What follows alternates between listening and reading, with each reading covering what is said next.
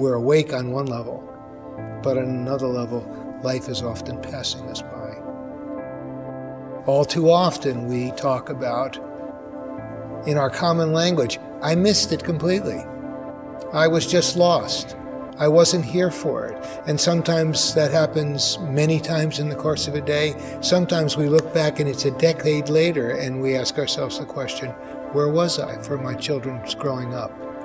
Where was I emotionally for my life with my wife or my husband or my children? So there's something very poignant about the present moment, since it's always now. All of the stresses in our lives happen now. All the decisions that we have to make in our lives happen now. And yet often enough, we're living in the past, or we're living in the future, but the past is gone. The future hasn't arrived. But now is right here. This is when we hear the sound of the birds. This is when we feel the caress of our child's hand against our face. Mindfulness is a way of beginning to become more attentive to the present moment, to the actuality of being alive, and maybe even more importantly, participating in that act of being alive.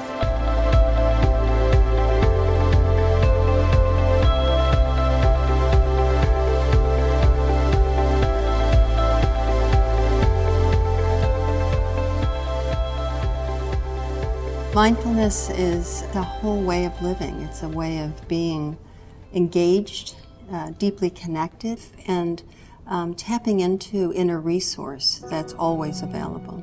Mindfulness is the awareness that rises when we pay attention on purpose, in the present moment, non-judgmentally.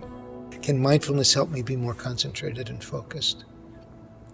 Can mindfulness help me have more of a sense of mental stability, in the sense of, can the mind be more stable, more present, more focused, more directed? When we first wake up in the morning, it might be worth taking a few moments to stop while you're lying there in bed. Take a few breaths. Feel the breath in the body. Open the eyes.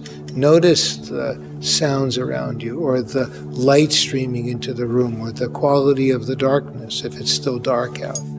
Just those few moments are a way of grounding ourselves on purpose in this present moment. We're all going to be stressed. There's no doubt about it.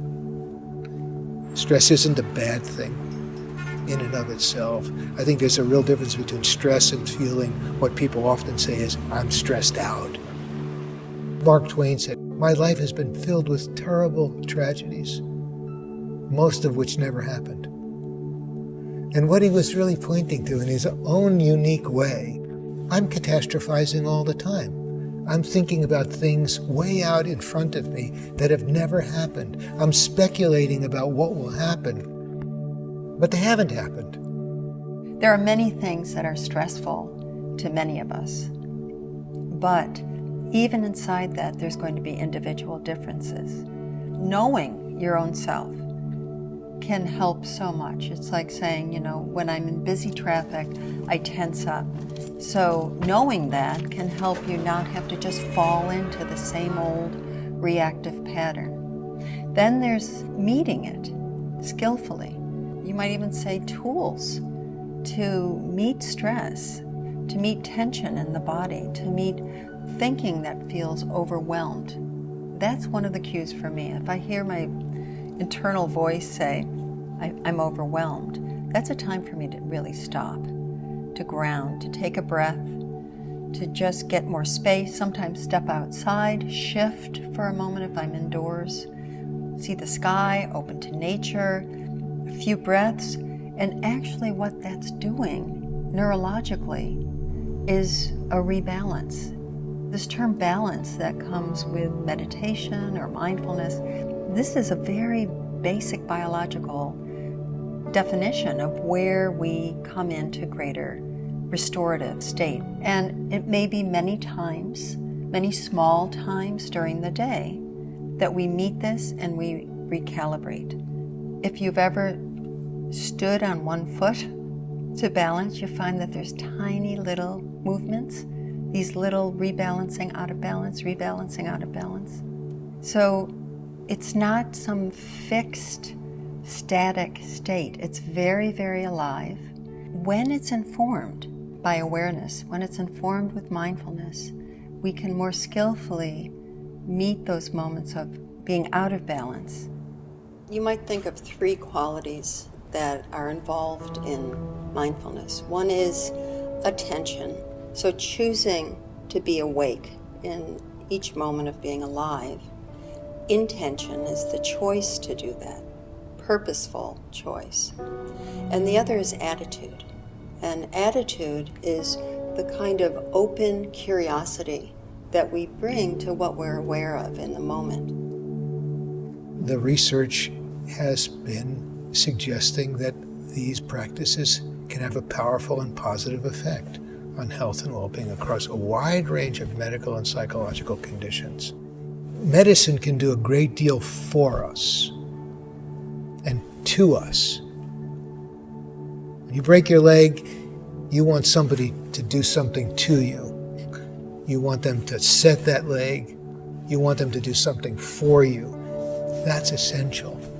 And modern medicine has done a great deal for us that we need. Equally so, there's a lot we can do for ourselves in the domains of health and well-being. Nobody knows your body better than you. And we know as well that about 80 or 90% of our sort of ongoing illnesses are lifestyle related. They're related to behavior. Only we can do something about that.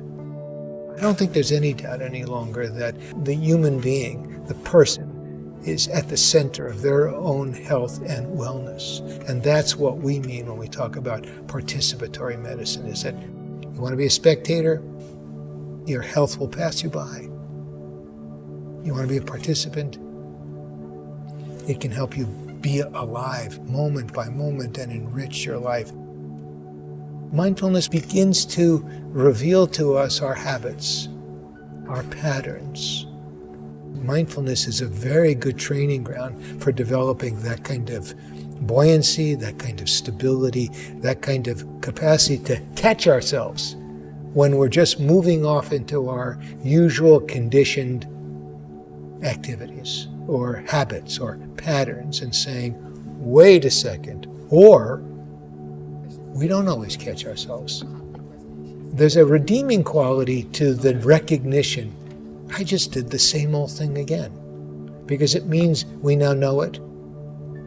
And so our capacity not only to handle situations differently in the moment is important, but our capacity to, if you will, recover or notice when we've just gone down the same old road we've always gone down. So if we take those as learning moments, which is really a moment of mindfulness, when we're learning from it, because we know it.